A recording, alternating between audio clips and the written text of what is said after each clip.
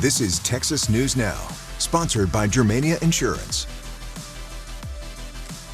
Hello there, Mia Grady here with a look at what's making headlines in Houston, starting with a woman who says she is lucky to be alive after her roommate allegedly doused her with gasoline and then tried to set the house on fire. This all happened in the Hockley area, just off Broken Bow Lane in northwest Harris County. Harris County Precinct 4 Constable's office shared this photo from the scene. Investigators say a woman intentionally poured lighter fluid on two people and all over the home. They say she tried to ignite it, but a lighter would not work. One alleged victim told us from the hospital that it was gasoline and not lighter fluid, and that she has no plans to return to the home. She went in her room, grabbed a can of gasoline, came in my room and started pouring it all over the floor, and then she swished it up in my face. She went and got a lighter. Thank God the lighter wouldn't start, because she kept flicking it, but it wouldn't start. Thank God. Deputies say the roommate is charged with aggravated assault. We're told she may have been taken to a hospital to be evaluated as well. We're looking at the potential impact of Governor Greg Abbott's order to freeze some H-1B visas as Texas launches an investigation into alleged visa abuse. This could have a big impact here in Houston, especially at the Texas Medical Center, where many doctors and researchers work on these visas. Julissa Garza has a closer look at what all of this means. This freeze does not apply to all H-1B visas, but it does apply to state agencies and public universities, including major medical and research programs here in Houston. The H-1B visa is used for highly specialized workers. It's common in healthcare and research, and that detail matters because the Texas Medical Center relies heavily on international doctors, medical residents, and researchers to help staff hospitals and run training programs. The visa is employer-sponsored, and it's temporary, but can be renewed. Our partners at the Houston Business Journal report that major med center employers like MD Anderson, Baylor College of Medicine, and UT Health Houston receive dozens of new H-1B approvals each year. They also report a prolonged freeze could affect staffing levels, training programs, and research timelines at those institutions. The governor says the freeze is part of a state investigation into alleged visa abuse and is meant to protect U.S. workers. But there's also a legal question here. Can a state pause participation in a program that's created and regulated by the federal government? Legally, states can control their own agencies and hiring decisions, but immigration and visa eligibility are federal matters. For now, this is still developing as the state's investigation continues. But for patients, the bottom line is no immediate changes as of right now. Reporting in the Medical Center, Julissa Garza, KHOU 11 News. We are reflecting on the Space Shuttle Challenger disaster when it exploded during launch, killing its 7-person crew 40 years ago. Among the crew, NASA astronaut Ron McNair. His widow sat down with Ron Trevino about that tragic day and her husband's legacy. Ron McNair. When the crew of the Challenger made their way to the launch pad on the morning of January 28, 1986, it was freezing. It was as if you didn't even have to be a scientist to know that nothing should go up in this kind of coldness. Icicles were hanging off of things. Astronaut Ron McNair's wife Cheryl was at the Cape watching the launch, watching it go horribly wrong. It didn't go straight as it was supposed to, all the way up.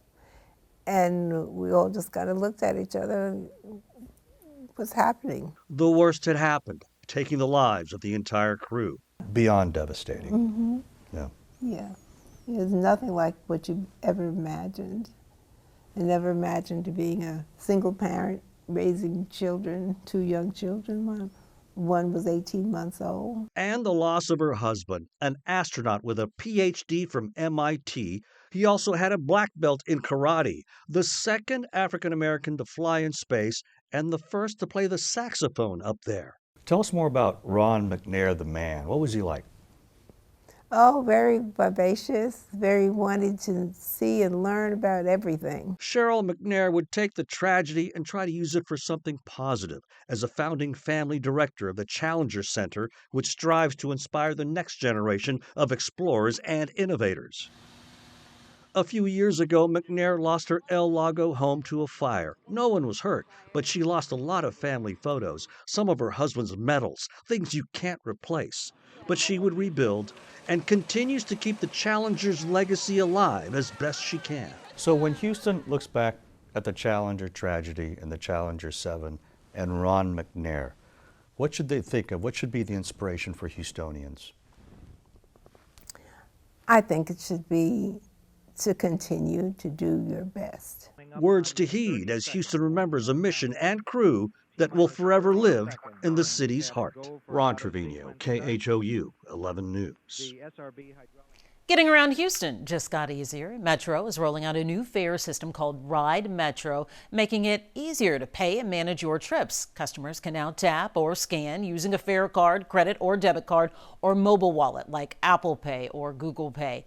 We spoke with Metro about how this reflects the modern consumer. People are going to do what's easy. People are busy. We all are. So if riding Metro isn't easy, people aren't going to do it.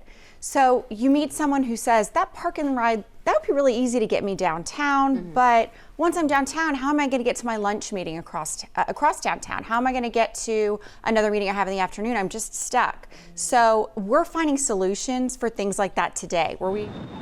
By the way, frequent riders using the Ride Metro card will get one free ride after every 10 paid trips. This weekend is music's biggest night, the Grammys. Among the nominees, a Houston area native and soon first-time rodeo performer with a familiar last name. Music artist Forrest Frank, who grew up in Fulshire, is blessed with talent as a singer, songwriter, musician, and producer. His latest album, Child of God 2, a sequel to his hit project, Child of God, is nominated for Best Contemporary Christian Music Album. And his song, Your Way's Better, is also nominated. When we put it out for about 3 or 4 months, it was like my 18th or 20th song. Like, it was so low in the streaming that we considered not putting it on the set list for tour. But I just loved it. It was my favorite song. I felt like it was so dynamic and the climb and the story. And so we added it to the tour. And then sure enough, this couple out of Florida organically made a dance to it that just blew it up. And while Forrest gives God all the glory, one of his greatest mentors in life and in faith was his grandfather, the late KHOU 11 chief meteorologist, Dr. Neil Frank. People who are familiar with your music know he's on the albums. I tried to document some of the moments, not that I knew that it were going to end up on an album. I knew that time with him was precious. Precious moments that will live on in the music. Best of luck to Forrest at the Grammys. And with that, that's a wrap of your Houston headlines. I'm Mia Gradney. I'm Cindy Eizaguirre with a look at your North Texas headlines. We are digging into the arrest of a McKinney ISD athletic trainer accused of having an inappropriate relationship with a student. The district says the trainer worked at McKinney North High School and supported 2 other schools as well. Richard Solomon spoke to the victim's attorney today. It started with this letter that no parent wants to read. A McKinney ISD physical trainer placed on administrative leave, arrested, now charged with child sex crimes. It's mortifying to hear that a student was a victim of rape. McKinney police say 35-year-old Lindsay Post is charged with sexual assault of a child and improper relationship between an educator and a student. Paul Hers represents the victim. Ms. Post abused her position and abused her power. The district says Post worked as a physical trainer at McKinney North High School and supported 2 middle schools. The student, a freshman at the high school. Hers alleges the incidents happened several times since November. I understand that some of the criminal conduct occurred both on and off the campus of this McKinney ISD school. Hers alleges Post took the student off campus without parental consent or knowledge in her personal vehicle. He says the student's parents just learned of all this over the last couple of days, and that's when the district was notified. There is no place where this can't happen. The district says it reported the incident to the TEA and the Department of Family and Protective Services. In a statement, it says, quote, "The safety and well-being of our students is our highest priority." And hers says that promise is being tested as he fights to protect the safety of his client. A traumatic experience is an injury-causing experience. In McKinney, I'm Richard Solomon. We just got new video of a New Year's Eve celebration that turned chaotic in Dallas. As Brittany Costello reports, it has the police department vowing to make sure it never happens again. The Margaret McDermott Bridge in Dallas was a parking lot on New Year's Eve. People listening for fireworks. Who listening at that? Heard gunfire. A video posted to social media shows two men standing on the bridge firing rifles. Look at him standing there shooting. Dallas police say they found more than 100 shell casings. I'm here to tell you, it won't happen again in Dallas, and if it does, you will get arrested. Dallas Police Chief Daniel Como says detectives used these videos, some seemingly posted by the suspects, to track them down. Police arrested 20-year-old Anthony Acevedo and 18-year-old Jose Alarcon Sanchez. You don't know where the bullet is going when you're shooting like that. Longtime South Dallas resident Willie Coleman says she hears gunshots often and knows how dangerous random shooting can be. Nothing you can do but just pray. She was hit by a stray bullet more than 20 years ago. They had to take off half of my lung. It's why she's glad police were able to use evidence collected from the shooting at the bridge to track down a third man, Anderson Lara, who police say was involved in a different shooting in November. Police believe it started as a road rage incident at the Walmart on Cockrell Hill, but it turned into a shooting over here on Chalk Hill. Police say a family tried to get away, 3 adults, 3 children, when their vehicle was shot at. The youngest child was just 3. All 3 suspects are facing charges, but 2 are not being released based on their immigration status. If you put lives at risk in Dallas, we will identify you. Coleman hopes that's true. It's a lot more, though. For her South Dallas neighborhood, too. They got a lot of work to do. In Dallas, I'm Brittany Costello. A Dallas man is fighting for his life after he was found in a frigid pond. First responders were able to rescue him thanks to a Good Samaritan. Luke Clary spoke with the tow truck driver in Seagoville on how he discovered a man calling out for help. I was just scared. Like, I didn't know what to do. There's a muddy drainage culvert off Highway 175 in Seagoville. Yes, sir. Most people would drive right by. Tow truck driver Douglas Lane is not most people. It was right there, and I just reached in there and I grabbed a hold to whatever I could grab. Days ago, this area was covered in ice, and Douglas was clinging to a man who had fallen into the frigid water. With the hood of his sweatshirt, keeping his head above water. One, be advised, this is a submerged victim. Seagoville Interim Police Chief Steve Davis's body cam was rolling as Douglas held on. He was at the right place at the right time, for sure, for sure. It's not clear how the man ended up here. Douglas said he saw a car in the middle of the road, pulled over, and heard shouting from the water. I called them and he dialed 911, and then he gave up fighting to stay up above the water. I reached in there, I said, no, you're not gonna do that, and just grabbed a hold to whatever I could grab. For several minutes, he waited for more police to arrive. He's about 130 pounds dry, but he felt like he was about 300, 350 at least. We gotta get him out. Hypothermia is going to set in. Can we pull him up? And forming a human chain, they pulled him out and rushed him to the hospital where he's still recovering. Pull him up. He's probably got hypothermia. Police thanking Douglas for not giving up. Good job, buddy. Good job. For doing something most people wouldn't do and giving this man a fighting chance. He's coming around now.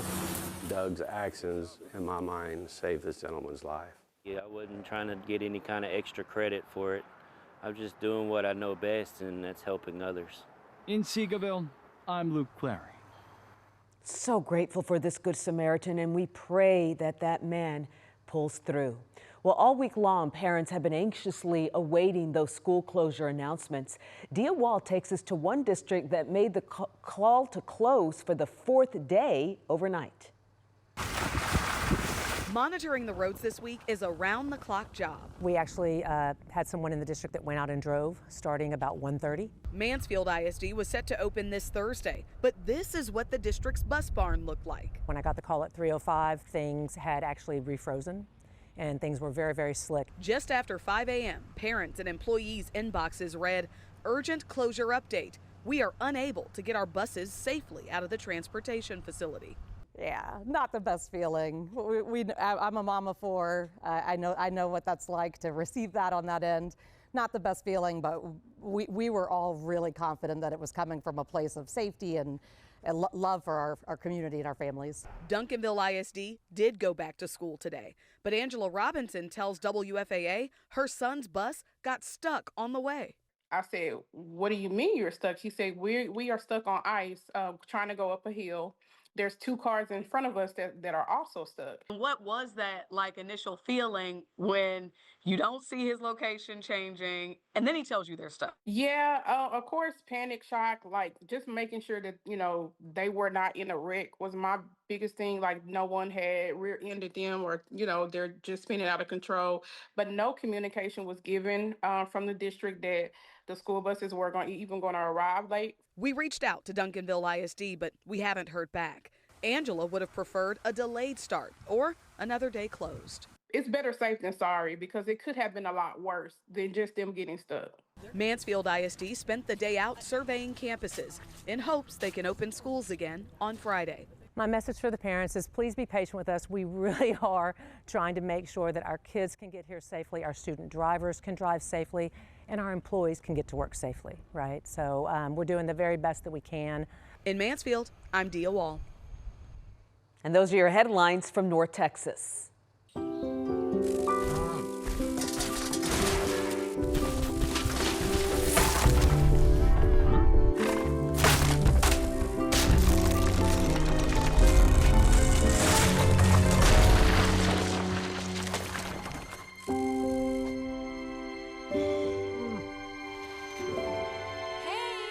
For insurance you can trust, help is just a handshake away. Find your local agent at germaniainsurance.com.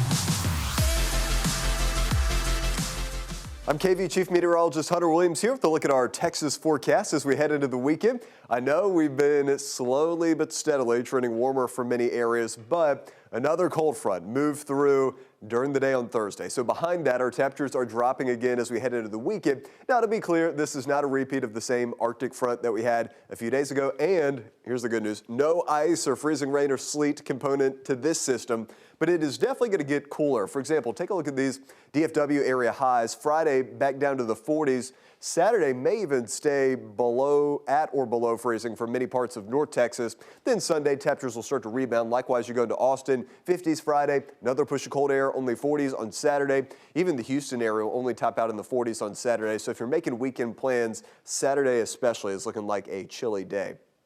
Now, let me show you the plan as this cold front comes in. So you can see initially, Friday is not like a bitterly cold day, but then another push of cold air is going to move in from the north as we go Friday night into Saturday. So the coldest 2 mornings are going to be Saturday morning and then Sunday morning. Most of us have issued weather impact alerts for those mornings across our Texas cities. For example, Saturday morning in Dallas is at 20 with teens as you get up closer to the Red River. Austin's at 29, San Antonio's close to a light freeze, San Angelo's well down into the 20s, and Lubbock is at 22 degrees. Even Houston looks like it will get a light freeze there in southeast Texas to begin Saturday. The afternoon of Saturday, look at these numbers. This will take us through 4 o'clock, upper 30s, low 40s for the central Texas area. And then colder and colder as you drive up I-35, you get to Temple, Waco. We're looking at temperatures that will only top out in the 30s. And then Dallas, as I mentioned, upper 20s, low 30s is all we get for afternoon highs Saturday. Houston is going to barely peak into the 40s, and we're looking at mid-40s in the forecast for the San Antonio area. And it's not just about the air temperature. We also have some wind coming in with this secondary surge of cold air. So you can see how that wraps in. It moves from comes down from the northeast as we go overnight into early Saturday. So this is going to bring nothing too crazy, but some 20 to 30 mile per hour wind gusts. And when you have air temperatures already down in the 20s, you start to throw in some wind easily. We're looking at wind chills for many spots that could be in the teens, if not the single digits for parts of our Texas area. 6 to 10 day extended outlook. This is February 4th through the 8th is looking at near normal conditions. Austin up to Dallas and basically the eastern 2/3 of the state, but the panhandle into West Texas does get favored for above average temperatures. And then precipitation in Austin about near normal, a little bit drier as you go north, and then potentially above normal at least slightly above normal precipitation for parts of South Texas back out towards the El Paso area. Now, as far as rain chances that I'm watching really over the next 7 days, the system coming in this weekend is completely dry, but we do have a system around Tuesday, Wednesday of next week, middle of next week, that could bring some rain with it. You can see the model comparison, both our GFS American model and European model in varying regards show some sort of rain, but this does not look like a big rainmaker for us. So we'll leave you with this, our Texas 3-day forecast. First in West Texas, Midland, you've got 58 on Friday, 46, pretty chilly on Saturday, back to the 50s on Sunday, and you're going to see that same type of effect. Pretty chilly for Saturday, the rebounding Sunday in North Texas, but there's going to be parts of DFW area, Weatherford, Denton that really don't get above freezing for Saturday afternoon. East Texas, Houston, 40 on Saturday, then we'll get sunshine and back to the 50s on Sunday. For the Austin area, 56 on Friday, Saturday 44. South Texas, San Antonio area, 40s on Saturday, then rebounding Sunday into early next week. That's your forecast.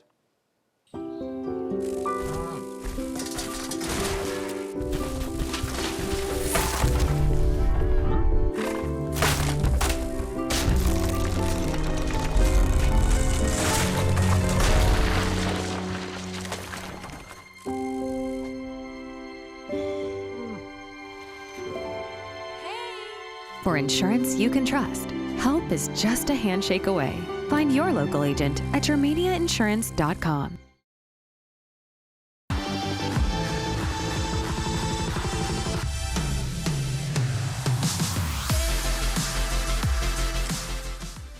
In Austin, I'm Mark Mullins. Disaster survivors from across the country, including here in Central Texas, took their demands for change straight to the head of Homeland Security. They are pushing for DHS to improve and expand FEMA and for the Trump administration to replace DHS Secretary Kristi Noem. Survivors representing Hurricane Helene, the California wildfires, the St. Louis tornado, and the July 4th weekend floods presented a report card for Secretary Noem. Central Texans in the group gave Noem an F for the agency's response to the Sandy Creek flood. That includes Leander resident Brandy Gertzner. Her family lost their home, business, and multiple animals. And during the call, Gertzner recounted the horrors she witnessed the morning of July 5th and how she almost lost her sister to the floodwaters. She said her family called 911 until their phones died and no help ever came. From the very beginning, it was neighbors and volunteers who showed up. Neighbor helping neighbor. Official help was scarce. FEMA's search and rescue was delayed nearly 3 days, and by that time, it was search and recovery, and we had found many of our own dead. In the aftermath last summer, Secretary Noem addressed claims about federal emergency management relating to the Texas floods as a whole. She stated that DHS personnel were on the ground within hours of the floods, saying FEMA deployed nearly 600 personnel. She did not specifically address Sandy Creek. Liberty Hill ISD is changing course on its school year calendar, adding some Fridays back to the schedule to meet state instructional time requirements. It comes after the district adopted a schedule with a combination of 4- and 5-day work weeks. And this change is leaving parents with mixed feelings. Reporter Kelsey Sanchez explains. Starting Friday, Liberty Hill ISD students will be heading to class, which they've only had to do for parts of the year after the district approved a calendar that had a combination of 4- and 5-day work weeks. But due to the frigid temperatures earlier this week, the district had to cancel classes Monday and Tuesday and delay them Wednesday, leading to this letter going out to parents, telling them their kids now have to make up for that time to meet state instruction time requirements. Honestly, just felt like they were just notifying parents what's going on. I think the school did everything that they can possibly do, and they're doing the best they can. That letter also told parents the district will have to add other Fridays to the calendar in March and May because it didn't get a waiver it had requested from the TEA due to its hybrid calendar. The announcement sparked a conversation online, with some parents voicing frustration about the sudden change. Superintendent Travis Motel addressed the community in a video posted online Wednesday. I understand that we could have communicated sooner and more effectively. I own that we are in this situation with the calendar, and I accept the challenge going forward to improve our calendar process to make it better for the future. The shift to the hybrid 4-day workweek was meant to address budget cuts and staffing challenges. District leaders say a survey conducted in the fall showed the community wants to keep the changes. And despite the addition of some Fridays back to the calendar this spring, parents told us they feel the same. I want to stay to the 4 days. I don't want my kids to go to school on Fridays, but if we have to go back, I mean, I'll just go with the flow. In Liberty Hill, Kelsey Sanchez, KVUE News. Liberty Hill ISD leaders now plan to create a calendar advisory committee made up of parents and staff to better understand calendar rules and allowances. Their first meeting is scheduled for February 11th. Students at several AISD schools staged a walkout today in protest of immigration operations in Austin. Reporter Jessica Cha is outside of Aikens High School in South Austin, where one of those walkouts happened. At around 3 this afternoon, around 150 students gathered in the foyer outside of the school's building, many holding signs condemning ICE agents and its activity in Austin. And then they all marched down South 1st Street. Adelia Cardina, a senior, says she organized the protest with her friends. She says she's had friends and people tell her their parents are scared to leave their homes to go to work, and that some are afraid that their parents won't be there when they come home one day. She says they're speaking out against ICE's operations in Central Texas and nationwide. Because people think that just because we're young, we don't know anything, that we're too, we're not in the world, we're not as educated, but they're wrong. We see what's happening in the world just as much as everybody else. We want to make a difference in this world today. Another local school, Del Valley High School, also planned an anti-ICE walkout today. A spokesperson for Del Valley ISD said they had a scare about a report of a gun near the school this morning. The sheriff's office tells us that the report ended up being not credible, but the district encouraged students not to walk out and said it would provide a safe indoor assembly area instead. Now back here at Aikens High School, in a letter addressed to parents, the interim principal says that the school did not endorse or sponsor the protest. However, they did provide school resource officers to help with security, and they had counselors on hand to support students during the event. In South Austin, Jessica Cha, KVUE News.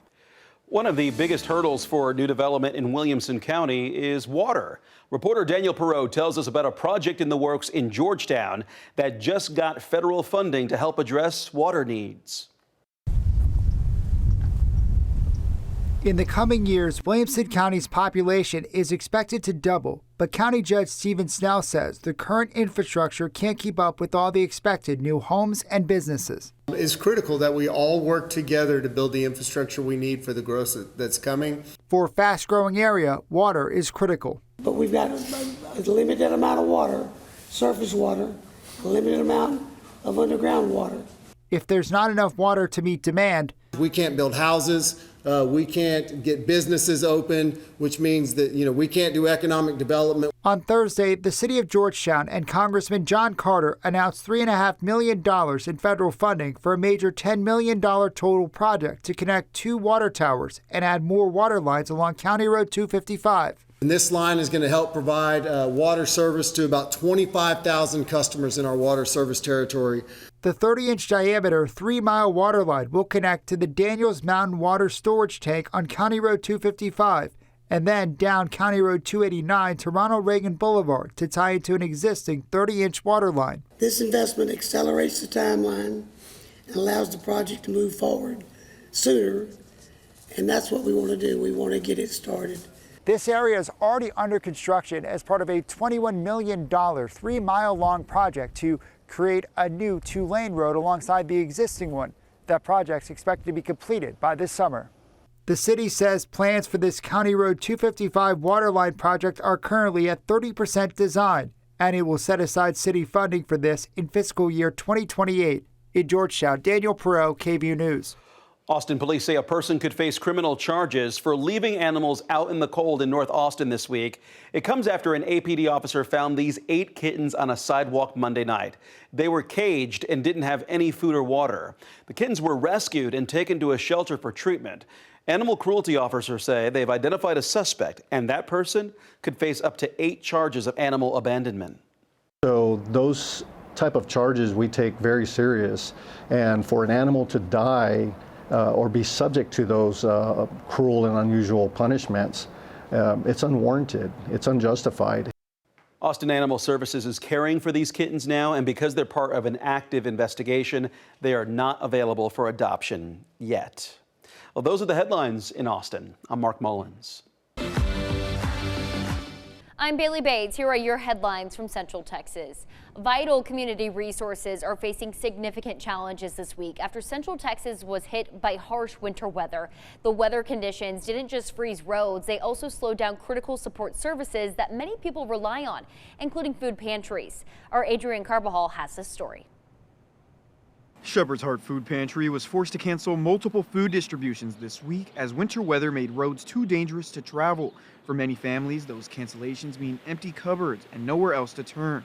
There's a lot of people that were counting on us. We had to cancel our distribution, which is normally a pretty good sized distribution because of the weather. Shepherd's Heart CEO Bob Gager says the pantry immediately began receiving calls and messages from families asking where they could get assistance, especially since many families rely on Shepherd's Heart as their primary source of food. It's desperation for some of these people because they don't have anything. And I can remember just last week before the weather hit us, the people were catching us at distributions and they got there late and we kept feeding people, but there's a point we say, we got most of the food that's left on the truck, we got to stop here. The pantry also struggled behind the scenes. Volunteers couldn't safely travel and deliveries to more than 600 seniors were delayed. My heart goes out to those folks. There's a lot of people that are just really having a hard time. And Shepherd's Heart wasn't the only one struggling. Caritas, another food pantry in Waco, postponed its food distribution events as well. Now, as conditions improve, the pantry is rushing to reschedule distributions and catch up, determined to reach as many families as possible. We'll be back in action tomorrow with our pantry in Belmead. We'll have another distribution that we're going to do that's an impromptu at Grace Church on Bosque. We'll cover a lot of people. We'll probably get through about 700 or 800 people. A heartwarming rescue story out of Killeen tonight. Puppies abandoned in a cardboard box during last weekend's dangerous winter freeze are now safe and sound. Our Juliana Jackson has more on how the community jumped into action, providing medical care and warming supplies. Meet storm, flurry, glacier, rain, and icy. 5 bundles of energy. We have the black and white one we call Storm. It's like, just love me, hold me, pick me up. But days ago, their story could have ended much differently. Last weekend, as dangerous winter weather moved into our area, a city worker made a heartbreaking discovery in a Killeen park. A wonderful city worker who had found them in a park here in Killeen in a cardboard box and brought them into our facility just before we were closing. They were cold, starving, hungry, crying for their mother. 6 puppies abandoned and fighting for survival. Killeen Animal Services jumped into action, their medical team providing immediate care, warming supplies, and food. We immediately jumped into work. Our medical team went and assessed them, gave them some extra supplements and warming supplies and food and water and all the good things. Then a text message that would change everything. That morning, I woke up to a photo of these puppies on my text message saying, hey, can your rescue group take them? And I was like, well, we need a foster. Sure. Lisa Alexander, a foster mom with Make a Stand Bully Rescue, didn't hesitate. And you have Glacier, who's our biggest puppy, and he's really chill. He'll find a spot in the corner and just watch everybody happening.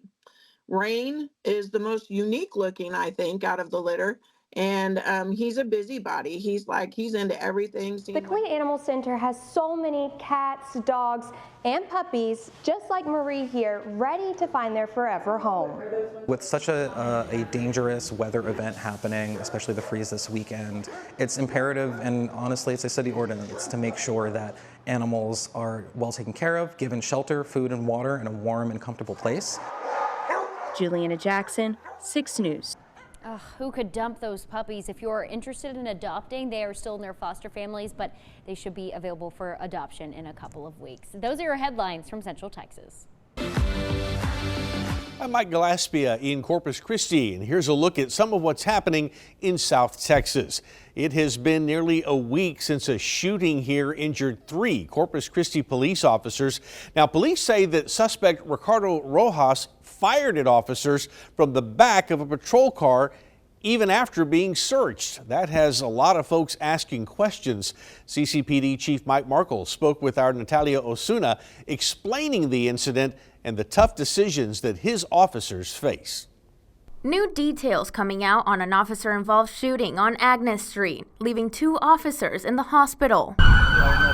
According to the arrest affidavit, Ricardo Rojas is accused in the deadly shooting on the city's west side before that officer-involved shooting. Court documents show that Rojas had a gun on him, and despite being searched by police, he used it to shoot at them from the back seat of a squad car. Corpus Christi Police Chief Mike Markle saying his officers have to make quick decisions with the situation at hand. How much information do I have?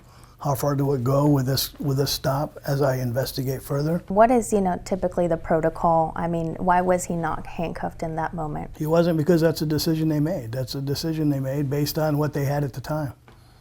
So again, those are the things that are reviewed and discussed. And is there a change in policy needed? I don't think so. I think we trained very well. I think, but we'll reinforce training, the need to be very, very safe. Rojas faces 4 counts of attempted capital murder, 1 count of murder, and unlawful possession of a firearm by a felon. Since 3 officers were injured, Markle explained what's behind that 4th count. A review of some of the body cam footage shows that he did in fact point the gun, maybe even shot at another officer that was not struck. Markle also confirmed that Rojas has a previous criminal history, but the officers did not know that when they stopped him. Been arrested for felony possession of a weapon.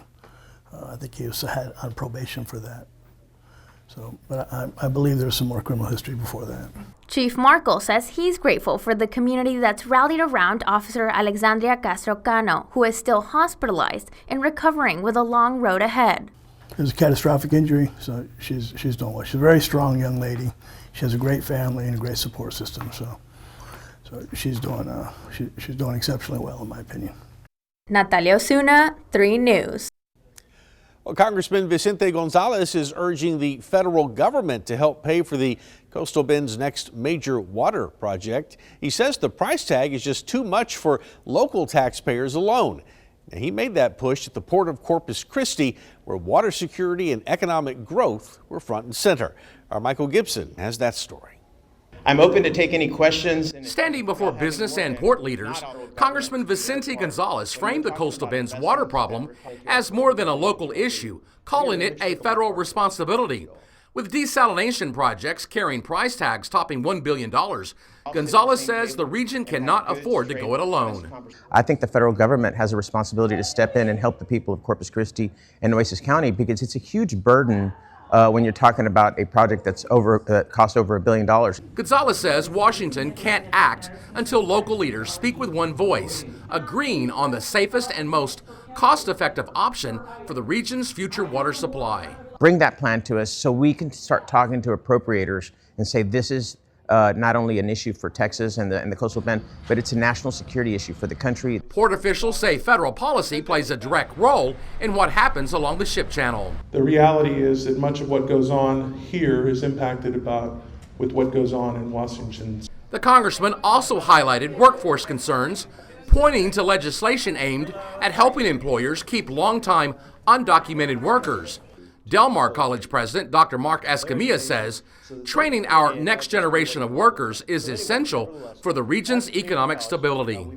These aren't just jobs to get by. We are training people to sustain families. Congressman Gonzalez is campaigning for re-election in District 34 and says water security and workforce development will remain top priorities. Michael Gibson, 3 News.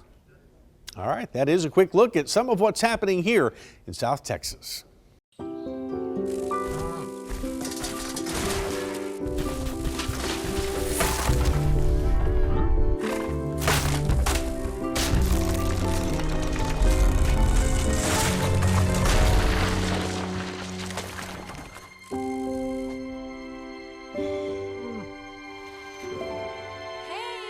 For insurance you can trust, help is just a handshake away.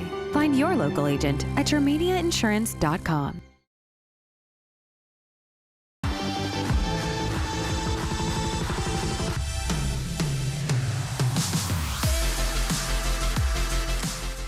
I'm Isis Romero, and this is the news in San Antonio. Threats of a gun on campus sends IDEA Judson into full lockdown. The threat was called in just before 8 Thursday morning, and school officials decided to close down early. Earl Stoudemire has a reaction from parents. Parents are worried all morning here at Idea Judson, getting word of a gun on campus. Once SAPD showed up, officers found no weapon and no one harmed. I'm ready to jump the fence and go in there myself, 100%. Anxiety and tension is up and down the sidewalk at Idea Judson. I'm scared, we're nervous, everyone's arguing. There's two different sides. There's people that are telling us to stay calm, but they don't know what it's like to have a kid inside of there. San Antonio police say they got a call from Idea Judson at 7:55 a.m. after a student reported to school staff they overheard a student saying they had a gun. Officers showed up in a few minutes and the school went into lockdown. We're able to secure the classrooms in different areas of the building. We then took the staff and the students, we moved them to a primary location to ensure everyone was accounted for. Once we did that, we were able to lift the lockdown on the building. Officers cleared the school and said there is no evidence of a threat.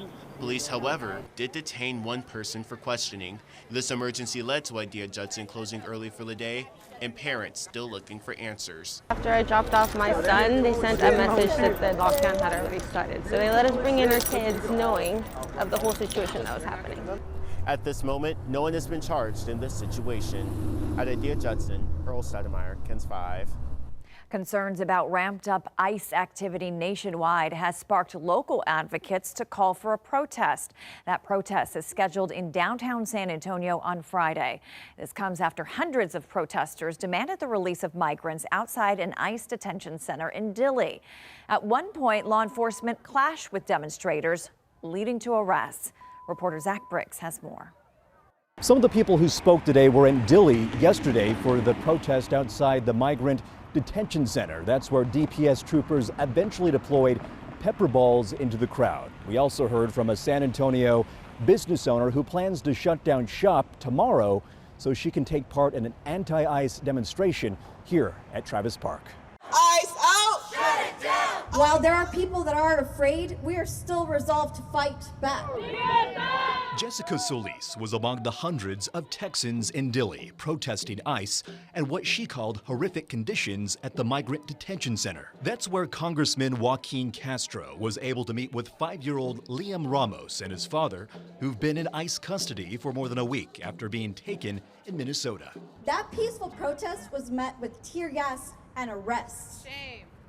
All across our country, we are seeing peaceful protesters. We are seeing people that are just trying to do the right thing and protect their neighbors being met with violence. Falling in line with demands from activists in Minneapolis, local groups are mobilizing a protest downtown in opposition to ICE. We call on all workers, students, business owners, faith leaders, and the people of San Antonio to shut it down tomorrow, to say ICE out of our city. San Antonio, our neighbors need your help.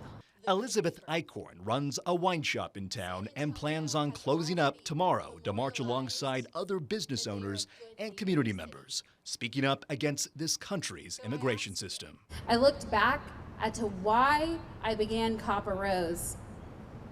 I did it for my neighborhood. When I hired our first employee, it became a business value to ensure safety for my staff and all of my employees. And this demonstration set to begin tomorrow at 2 p.m. It's one of many across the nation. I'm Zach Briggs, KENS 5. Police are looking for a man connected to a deadly shooting back in June. Investigators say the shooting took place on North Alamo Street, and now they're hoping someone recognizes the suspect. Rania Kaur has the latest. Police say this all stems from an argument that turned deadly. Now, months later, police are looking for the man they believed pulled the trigger. On your screen now is 25-year-old Walter Witten. Police say he's involved in a shooting that killed a 32-year-old man. It happened early morning on June 21st on North Alamo near Bentley's Beer Garden. Witnesses told police they saw the victim and the shooter walking when they started arguing. The witnesses also claimed they saw the shooter pull out the gun, firing shots. Once he's caught, Witten will be facing charges of murder and aggravated assault. If anyone knows where Witten is, you are asked to contact the San Antonio Police Department's homicide unit. That number on your screen now, 210-207-7635. Rania Kaur, KENS 5. A Poteet man who lost everything in a fire is getting help from a new state law and a loving community. The new Texas property tax law gives people who are hurting a break. Sue Kalberg has more from Poteet. Historically, when Texas tax rolls were certified, that was it. You paid what you owed. But as of January 1st, the rule has changed, and you can now catch a break if you suffer a terrible loss. The loss came quickly. In the bitter cold Sunday night, a fireplace that hadn't been used in a while caught the whole house on fire, leaving it a total loss. Charles Hale was left with house slippers and a borrowed jacket. Nancy Hale, who retired from Southwest ISD, says former coworkers, friends, and family are helping Charles rebuild his life. Wow. You think he likes pink? Oh, sure. He doesn't, he's not picky or choosy about that. With a bright pink toothbrush and so much more. And I was just very impressed with that there's so many people that are willing to help. She says the love isn't surprising in Atascosa County. It's worthwhile to live in a smaller community and a smaller, more country-like environment out here. People care about each other still out here. You don't always see that in the big cities. The biggest surprise, though, is a big tax break. A Texas property tax law changed January 1st. It allows property owners to file for an exemption when their residence homestead is destroyed by fire. I believe we just have to turn in information from the fire chief out here, and that should take care of that. At KENS5.com, we have more information about the forms that need to be filled out for anyone who suffers a significant loss like this. In Atascosa County, Sue Kalberg, KENS 5. And that's the news in San Antonio. Hi, I'm Brennan Gurley, and here's what's making headlines across East Texas. A verdict is in for a Cherokee County constable accused of hitting a man with his patrol unit back in 2021. Jamie Bean was found not guilty for aggravated assault with a deadly weapon. CBS 19's Robert Garza was inside the Cherokee County Courthouse as the jury delivered its verdict. The jury found the defendant, James Quentin Bean, not guilty of aggravated assault with a deadly weapon as charged and indictment signed. After about 3 hours of deliberation, the jury found that Cherokee County Precinct 4 Constable Jamie Bean did not use deadly force when he hit Jerry Stanfield with his patrol unit during a high-speed chase back in 2021. Jury looked at the evidence and concluded that an accident that involves a police officer doesn't mean that he's committed a crime. Closing arguments were heard Wednesday, with prosecutors arguing that Bean used his patrol unit as a deadly weapon, causing serious bodily injury. I hope that you pay attention to what you've seen and heard and think about that. James Bean was reckless and unreasonable in the way that he behaved. Jurors heard testimonies from multiple law enforcement officials, including retired DPS troopers, sheriff deputies, and investigators. To blame Jerry Stanfield is a travesty. It's wrong. Please don't make him out to be a hero. He was not. He was not. As the verdict was read, law enforcement in the courtroom visibly reacted, signaling support for the decision. I think it's a win for all of them because those officers inherently work a violent job, and sometimes you have to meet violence with violence. And you can't criminalize the conduct of a police officer just because you somehow disagree with his actions. But on the victim's side, for Stanfield's stepmother, Linda Woodall. Just really sad about the whole situation. I was hoping that they'd recognize that it's not okay to do pit maneuvers on motorcycles. Stanfield, who died in a separate motorcycle accident back in 2023, was not able to stand trial as a witness, something both the defense and the state claims made this specific trial difficult. I wish Jerry was here to speak for himself, so I didn't have to. But I don't know. There's nothing I can do about it, I guess. Bean was never removed from his seat, and now that he's been acquitted of all charges, he will remain the constable for Cherokee County's Precinct 4. Reporting in Cherokee County, Robert De La Garza, CBS 19. Families are back at home after a gas leak forced them out of their homes early Thursday morning. Police say a car crashed into a natural gas pipeline. The driver of that car now under arrest for driving while intoxicated. The evacuations and road closures not only forced people out of their homes, businesses also had to evacuate and delay their business hours. A few of them still recovering from being closed during the winter weather. CBS 19's Ayanna Aird spoke to one small business about how this incident affected them. So I had to call up the boss and be like, hey, what do you want me to do? I'm gonna put this here. I'm gonna add a little bit of rose petals. Claudia was one of many people trying to find their way through the mess Thursday morning. I literally tried every single way to get through this spot. There was no way possible. She's a barista at the Gathering Cup along Highway 31. It's kind of a bummer just because we just got done with the winter storm, so that also reduced the traffic over here. A ruptured natural gas line forced residents in the area to evacuate. Businesses closed or delayed opening, causing major disruptions for local shops. So it's been a little hard on small business, especially for this coffee trailer. At a time when business is already tough for small shops. I mean, it was a pretty big deal. The interruption only added to the struggle.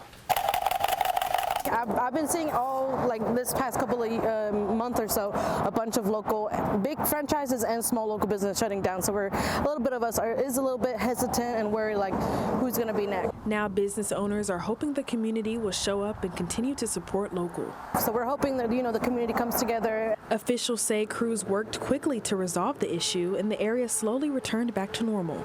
We appreciate the hard work of the police department and the electrician and the plumbers who are doing everything they can to fix that problem. For small businesses already stretched thin, every day open and every customer counts. In Tyler, I'm Ayanna Aird. And that's a wrap over your East Texas headlines. I'm Brennan Gurley. Here are headlines from Southeast Texas. I'm Mark Armstrong. Port Arthur police investigating the death of a man found outside of a convenience store in a wheelchair.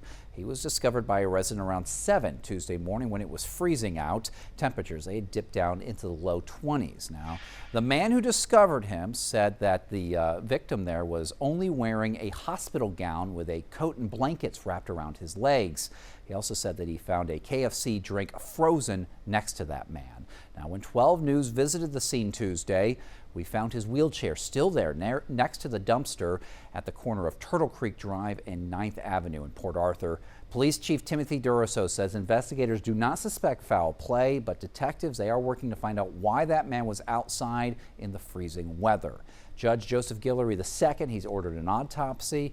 That man's name has not been released yet. A Jefferson County grand jury has indicted 45-year-old Alan Moore on a stalking charge tied to months of harassment targeting a tattoo shop employee. He repeatedly contacted a woman across multiple platforms even after she told him that the messages were inappropriate and blocked him. Now, Moore contacted her again this month using the shop's booking app, submitting an appointment request that included an explicit photo. Police say that a search of Moore's cell phone uncovered numerous sexually explicit images, including photos of the victim dated nearly a year before his first known contact with her. Moore's bond has been set at $150,000. And a decades-long push to deepen the Sabine Neches waterway is now gaining momentum. That project is going to deepen the channel from 40 to 48 feet after receiving $182 million in federal funds. Port leaders say they're excited. They say that a deeper channel could mean bigger ships, more jobs, and more economic growth for Southeast Texas. 12 News reporter Spencer Plato explains. This puts us on a level playing field with a lot of other regions that we compete with, other states and even other nations. A project dredging more than 20 years to create a deeper Sabine Neches ship channel, something ports here have been preparing for. There'll be larger vessels, deeper draft passing our facility, and for us it'll enable us to handle a different variety of cargoes. Our port's been building. We've been preparing for this for quite some time. Going from 40 feet deep to 48. The Sabine Neches Navigation District says even a few extra feet can make a huge difference. Typical Suez Max that can get 500,000 to 600,000 barrels on that vessel. You give it 8 more feet of depth and that thing can move nearly 1 million barrels. That capacity matters as the channel serves some of the largest refineries in the country. We're also home to Motiva and ExxonMobil, who are tied for the largest refineries in the nation here on this little ship channel that most people around the world don't know exists. The channel remains at 40 feet deep, from approximately 18 miles offshore to 40 miles inland to the Port of Beaumont.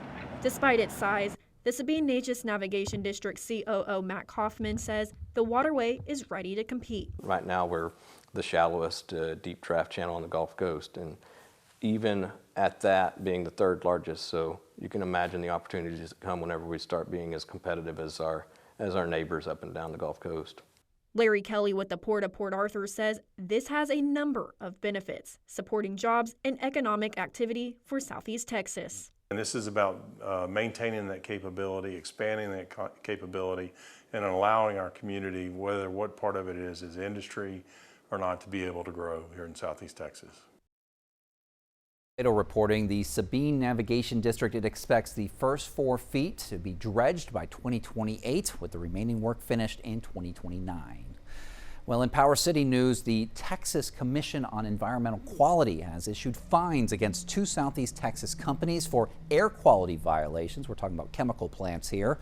OCI Beaumont received 2 separate penalties tied to its chemical plant in Nederland. Regulators say the company released unauthorized air emissions and failed to properly report them. This resulted in more than $100,000 in penalties. Part of the money is going to be paid to the state. The rest is going to go toward local environmental projects.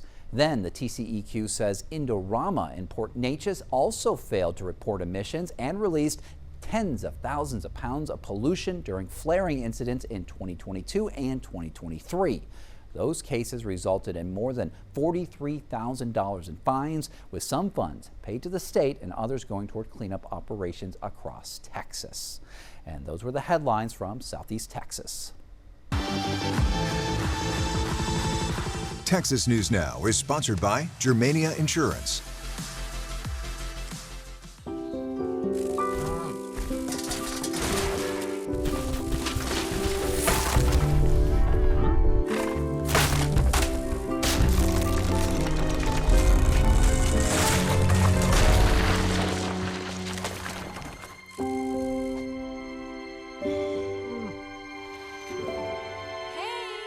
For insurance you can trust, help is just a handshake away. Find your local agent at germaniainsurance.com.